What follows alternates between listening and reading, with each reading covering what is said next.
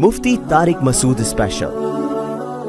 زانی عورت کی توبہ کا طریقہ۔ اگر ایک شادی شدہ عورت سے کئی بار زنا سرزد ہو اور مختلف مردوں کے ساتھ اب وہ توبہ کرنا چاہتی ہے اور اسے بہت شدید ندامت ہے، تو اب وہ کیا کرے؟ کیا اس سے نکاح ختم ہوگا اور اس کی توبہ کے لیے کیا شرط ہوگی؟ زنا بہت بڑا جرم ہے۔ قرآن میں اللہ نے فرمایا یہ اپنی خواہش پوری کرنے کا بہت برا راستہ، اور کنواری لڑکی کا زنا کرنا بہت بڑا جرم، شادی شدہ کا تو اور بھی بڑا جرم، اور مرد کا زنا کرنا بھی بہت بڑا جرم، عورت کا زنا کرنا اس سے بھی بڑا جرم ہے۔ تبھی اللہ نے جب زانی کی سزا بیان کی ہے نا، تو عورت کا ذکر پہلے کیا۔ قرآن ہر چیز میں مرد کو پہلے ذکر کرتا ہے، عورت کا بعد میں۔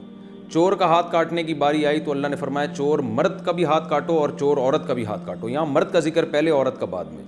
لیکن زنا کی جہاں بات آئی، اللہ نے فرمایا زانیۃ والزانی فجلدوا کل واحد منہما مئۃ جلدہ۔ زنا کرنے والی عورت کو بھی 100 کوڑے مارو اور مرد کو بھی۔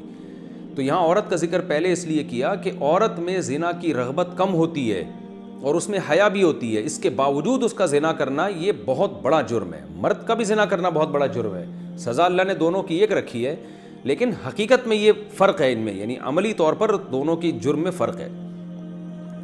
اب سزا اللہ نے ایک کیوں رکھی ہے؟ اللہ کی حکمتیں اللہ بہتر جانتا ہے۔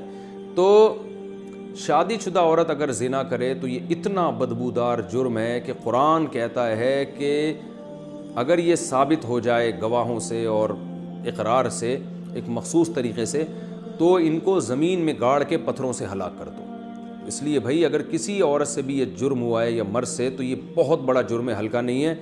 اب اسلامی حکومت نہیں ہے، لہذا اللہ نے پردہ ڈالا ہوا ہے اگر جرم کے اوپر، تو اب سزا تو جاری نہیں ہوگی رجم والی، اور وہ اپنے اوپر خود سے جا کے جاری کروانا بھی کوئی شریعت میں اچھا کام نہیں ہے۔ اب یہ ہے کہ چھپ کے گڑ گڑا کے اللہ سے بہت زیادہ توبہ کرے۔ اللہ غفور الرحیم ہے، بڑے بڑے گناہوں کو معاف کر دیتا ہے، اور آئندہ کے لیے ولا تقربوا الزنا، قرآن کہتا ہے ایسے کام بھی مت کرو کہ زنا کی طرف تمہاری رغبت ہو۔ تو اس خاتون کو چاہیے کہ خوب گڑ گڑائے اللہ سے اور کچھ صدقہ خیرات بھی کرے، اور دوبارہ من تاب وآمن وعمل عملا صالحا، جیسے اللہ نے سورہ فرقان میں فرمایا جو توبہ کر لے گا اور اپنے عقیدے کو مضبوط کر لے گا اور آئندہ نیک اعمال اختیار کر لے گا، تو اللہ اس کے گناہوں کو معاف کر دے گا۔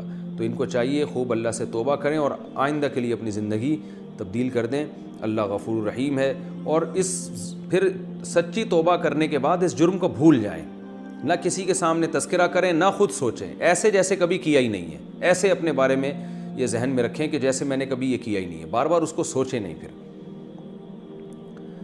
ناجائز تعلقات میں لیے گئے تحفے کا حکم۔ اگر کسی کا ناجائز ریلیشن ہو اور محبت میں تحفے کا لین دین ہو، تو کیا اب ان تحفوں کا حکم کیا ہوگا؟ کیا وہ واپس کرنا ضروری ہیں؟ اگر اب اس بندے سے رابطہ نہیں ہے تو کیا اس سے رابطہ کر کے اسے سارے تحفے واپس کیے جائیں یا اس کی قیمت واپس لی جائے، یا اس کی قیمت واپس کی جائے؟ اس بارے میں رہنمائی فرمائیں۔ دیکھیں اگر کسی سے خدا نخواستہ ناجائز تعلق تھا تو اس نے جو گفٹ اس تعلق کو پیدا کرنے کے لیے دیے ہیں، یعنی کسی نے کسی عورت کو گفٹ دیے، نیت اس کی یہ تھی کہ تاکہ اس گفٹ سے یہ میرے ساتھ ناجائز تعلق رکھے، اور خاتون نے بھی لیے اسی نیت سے کہ بھئی میں اس لیے لے رہی ہوں تاکہ میں اس کی خواہش پوری کروں، اس کے ساتھ ناجائز تعلق رکھوں، تو پھر تو یہ گفٹ کا لین دین بالکل حرام تھا، اور اس خاتون کے لیے اس گفٹ کا استعمال جائز نہیں ہے۔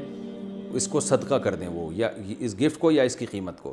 لیکن اگر ایسا نہیں تھا، گفٹ کی بیس یہ نہیں تھی کہ یہ تعلق برقرار رہے، تو ناجائز تعلق تو برا ہے، لیکن گفٹ اس بیس میں نہیں دیا گیا تھا، تو پھر اس گفٹ کا جو لینا ہے وہ گفٹ حرام نہیں ہوگا۔ ہاں یہ ضرور کہیں گے ناپسندیدہ ہے، نامناسب ہے، بہتر تو یہی ہے کہ اس کو بھی گفٹ یعنی اس کو بھی صدقہ کر دیا جائے، لیکن اس کا صدقہ کرنا پھر لازم نہیں ہے۔ البتہ یہ کوئی پاکیزہ اور حلال طیب میں شامل نہیں ہے یہ چیز، کیونکہ نامحرم مرد اور عورت کا کوئی اس طرح کا لین دین جبکہ ان کی نیتیں بھی ٹھیک نہ ہو، یہ بہرحال مکروہ اور ناپسندیدہ ہے، لیکن اس کو حرام نہیں کہیں گے اس صورت میں۔